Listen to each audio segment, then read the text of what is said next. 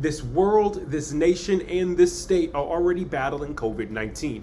But as fall grows closer, so does the threat of flu season. In order to understand what precautions are being taken here in Georgia, we need some context. My name is Joseph, and this is AJC in Context.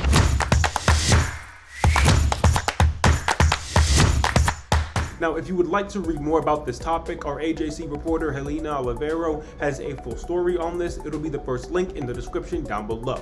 Now, Georgia public health officials are preparing for flu season with the backdrop of COVID-19. Quote, "The expectations are very scary," said Dr. Hugo Skornick, a coroner's pediatrician and president of the Georgia American Academy of Pediatrics. Luckily, some of the same steps that help prevent the spread of COVID-19 can also help prevent the spread of the flu. Wear masks, socially distance from others, avoid crowds, and wash your hands. But one very important practice you can do for the flu that you can't do for COVID-19, taking the vaccine. Getting a flu shot is more important than ever. Every year, about half the population gets a shot, and about 5 to 20% of the population actually contracts the flu. What's different about this year is how many potential hurdles there are to receiving the inoculation. Lots of individuals are used to getting their flu shot where they work or during an annual medical checkup. But because of the pandemic, now many people are working from home or just don't feel safe walking into a doctor's office. State health officials are trying to take these situations into consideration and plan around them. Perhaps vaccines will be offered in less conventional circumstances, such as parking lots of a grocery store, churches, or curbside outside of a doctor's office. While the flu and COVID-19 are very different, they spread in similar ways, mainly through droplets when those who are ill sneeze, cough, and talk.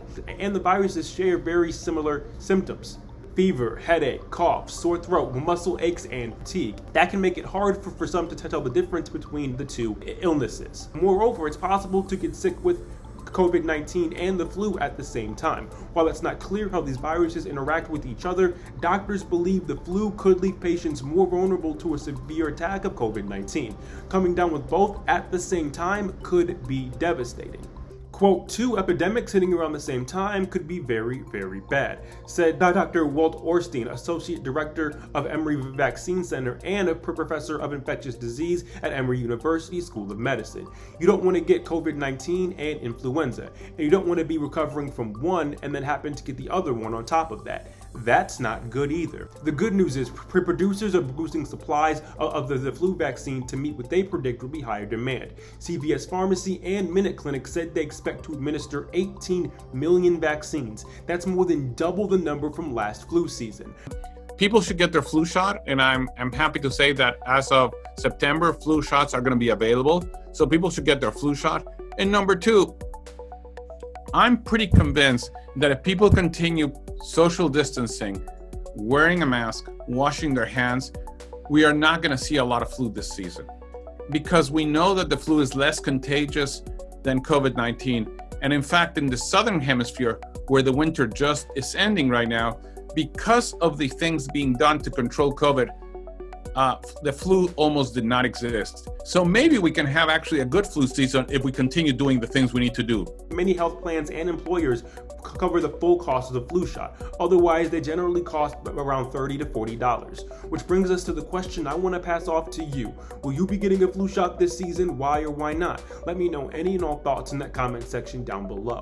And hey, while you're down there, go ahead and press that subscribe button if you haven't already. Press the like button if you liked this video. Favorite if you really liked it. We are back every week putting the news in context. But as always, Internet, my name is Joseph, and this is AJC in Context.